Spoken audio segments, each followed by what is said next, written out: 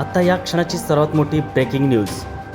सोलापूर जिल्ह्यात सौम्य भूकंपाचा धक्का, 2.6 इतक्या तीव्रतेचा धक्का।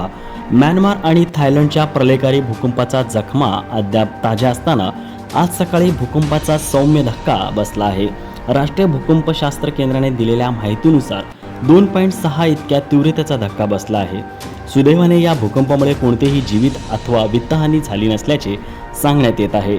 सोलापूर जिल्ह्यातील सांगोला, मंगळवेढा, पंढरपूर परिसरात भूकंपाच्या सौम्य धक्का जाणवले आहेत। राष्ट्रीय भूकंप विज्ञान केंद्राने आपल्या प्रसिद्धीपत्रकात म्हटले आहे, सोलापूर, सांगली आणि विजापूर जिल्ह्यात सीमेवर सांगोला तालुक्यात या भूकंपाचा केंद्रबिंदू असल्याचे सांगण्यात येत आहे।